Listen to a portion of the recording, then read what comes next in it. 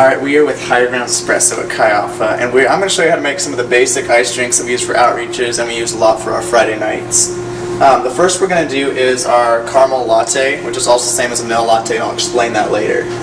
So on any drink, because you're kind of time sensitive, the first thing to do is once the machine's all fired up, the water temperature's warm, go ahead and press the button, it'll start grinding and pouring the espresso. So while that's going, we're going to do a caramel. So we're going to take it, these are the equivalent of grande size, 16 ounce. So you do 4 pumps of caramel, or if you're doing a vanilla, you do 4 pumps of vanilla. So you put that in, make sure you get the full pumps, 2, 3, 4. So you got that there. And now I'm going to wait for the espresso to pour. Now as that's pouring, you can see, if you want to zoom in there, it's like a kind of a golden brown color. That's like the ideal color you want espresso. If it's too black, or if it's too watery, we'll kind of go into more detail on that later. But that's the one, golden brown, and you don't want like a full cup, you want about 2 ounces, which it'll hit somewhere, yeah, right in there, that's about perfect. So take that, immediately pour that in, and you do milk. Just leave maybe 1.5 to 2 inches for ice, somewhere around there. And then the ice will be a little sloppy. Normally you wouldn't be using your hand, but since you don't have a tool right now, just your ice. Put on the lid, throw a straw in it, and you're done.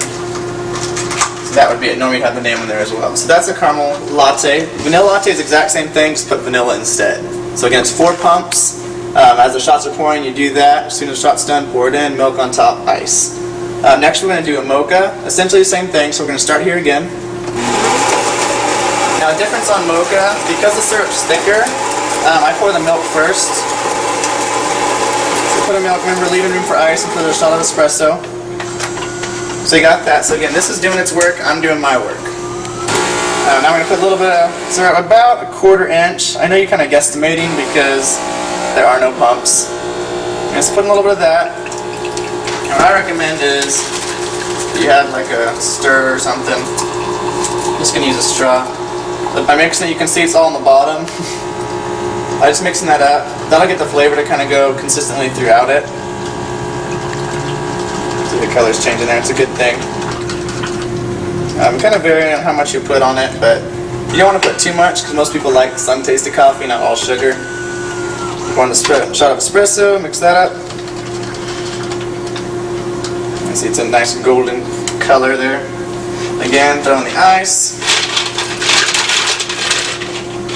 And that's a mocha. So I say about 1/4 inch of chocolate. It's not exact. You don't want to fill it too full like I did. So leave a little bit of room there when you put it in. So I'm going to start this off with caramel macchiato. Now the caramel macchiatos, they actually are vanilla syrup with a little bit of caramel drizzle. That throws off a lot of people because it says caramel in it. So you start the shot. Now I'm going to put in 3 pumps instead of 4, so you're doing 1 less pump. That's important to remember. Caramel macchiatos actually aren't that sweet, even though they sound really sweet. On this one, like the mocha, after the syrup we're going to pour in the milk. And we're going to do something different on this one. You don't do the other one. It's called upside down, or some people call it old school, meaning that the shots go on top of the milk and the ice. So while that's pouring, you want to get some ice in there. Probably about that much. You're still leaving room for the shot. When that's done, so it's still the golden brown. It's a really awesome machine. So you got that on top. And you're not going to stir it in, you're actually just going to put some caramel on top, not a ton. I'd say somewhere around there. Again, you're kind of guesstimating. And that's a caramel macchiato. Now you can see the different layers. It's actually floating. And so those shots are called floating, they're sitting on top, so you want to zoom in on that. So when you put the straw in, what it does is it allows you, when the straw's first in, you just drink and it's really sweet, getting all the sugar off the bottom. And at the end, you're getting a quick shot of the espresso. So typically, caramel macchiato, that's how it's going to be made unless they ask for a different. So that's one's called upside down. The last one we're going to do is just a doppio. The espresso, or the say doppio means 2, or a quad shot. Same thing, put that in. For us, since we're not doing hot drinks, just going to put ice in. Fill it up with ice. All it is, just ice and espresso. It's very strong. Kind of your man's drink, too manly for me. So other things to notice is, if this comes out really black, then ask the staff to adjust it. They'll know how to adjust the grounds. or if it comes out really watery, like it's pouring up here, and then it's going to be really watery and diluted. It's going to taste really gross. Students aren't going to like that very much. This one's coming out just about perfect. It's called an espresso over ice, or if they say doppio or any of those, or solo. Americano is the exact same thing. You would just add water to fill it up. So other than that, it's your basic drink. So you got your caramel vanilla latte, which is 4 pumps of syrup, your milk and your ice and your shots. You got your mocha, same thing, about a 1/4 inch, and then just make sure to put in the milk first, then stir it up, and then put all the shots and keep it stirred. Caramel macchiato is not stirred. Syrup first, milk and ice, shots on top, caramel on top of that. And then the espresso, like this, just ice and espresso. And the Americano is just with water. You can make a chocolate milk. You guys can figure that one out. Or it could be for the grounds drawer. There we go.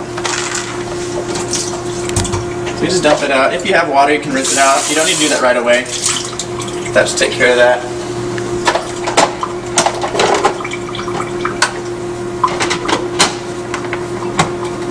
There we go. Okay, so now that light's gone off, so we're back to empty the grounds drawer. But the important thing is when you're doing espresso, as it's pouring out, you're doing other things while the espresso is pouring, so you don't have to do anything. But as soon as that finishes, the espresso, you want to get that over ice, you want to get it in the milk, whatever you're putting it in, put it in immediately. The quicker you do, the better it'll taste. If you wait longer, it'll turn black, and it'll get really bitter and not near as good. So that's a basic rundown of what we make and how to make ice drinks for outreaches.